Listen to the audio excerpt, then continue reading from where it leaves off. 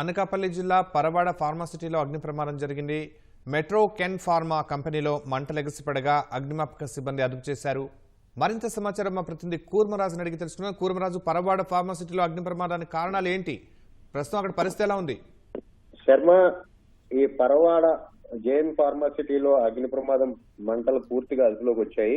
ఈ ఉదయం 6:30 గంటల సమయంలో అక్కడ సాల్వెంట్ వ్యర్థాలు ఉండడంతో అవి క్షణాల్లో అగ్ని అంటుకుని, అది షార్ట్ సర్క్యూట్ కారణమా లేకపోతే ఇంకా ఏదైనా అక్కడ నిప్పు అంటుకుందా, ఎలా జరిగిందన్న దాని మీద విచారణ జరుగుతోంది. అయితే క్షణాల్లో మంటలు అగ్నికేణలు వ్యాపించాయి. మొత్తం ఆ బ్లాక్ లో, అంటే రెండో బ్లాక్ లో మొత్తం అంతా ఒకేసారి అంటుకోవడంతో పెద్ద ఎత్తున పొగలు వ్యాపించాయి. మంటలు, బీభత్సమైన మంటలు రావడంతో అందరూ భయాందోళనకు లోనయ్యారు.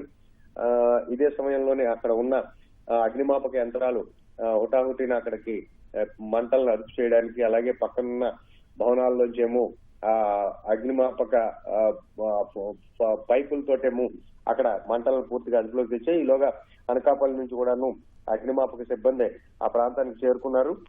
మొత్తంగా ఇది అక్కడ ఉన్న వ్యర్థాలు పోగవడం, అవి అంటుకోవడం వల్ల ఈ ప్రమాదం జరిగిందనేసేమో నిర్ధారణకు వచ్చారు. అయితే ఎటువంటి ప్రాణ నష్టం గానీ, ఎవరికి గాయాలు పాలు కావడం గానీ అటువంటి ఘటనలు ఏమి నమోదు చేయకపోవడంతో అందరూ ఊపిరి పీల్చుకున్నారు.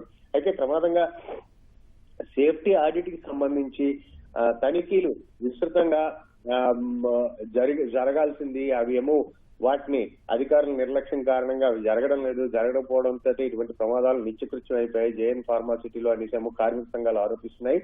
ఈ పరిస్థితిని వెంటనే చక్కదిద్దాలని కూడా వాళ్ళు డిమాండ్ చేస్తున్నారు. ధన్యవాదాలు కూర్మరాజు. ఫార్మా పరిశ్రమలో కార్మికుల యొక్క భద్రతని పూర్తిగా గాలికి వదిలేయడం వల్ల కార్మికుల యొక్క జీవితాలు చెలగాటు వాడుతున్నారు యాజమాన్యాలు. అందుకని ఈ రోజు జరిగినటువంటి ఈ మెట్రో కెమ్ పరిశ్రమలో జరిగినటువంటి ప్రమాదాన్ని కానీ చూసినట్లయితే ఈటీపీ ట్యాంకులు ఏవైతే ఉన్నాయో దాని దగ్గర అక్కడే డ్రమ్స్ ని దూరంగా పద్ధతి ప్రకారంగా సర్దవలసిన అవసరం ఉంది.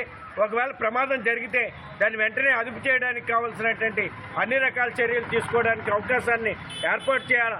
ఆ రకమైనటువంటి పరిస్థితులు ఈ ఫార్మా పరిశ్రమలో కనబడడం లేదు.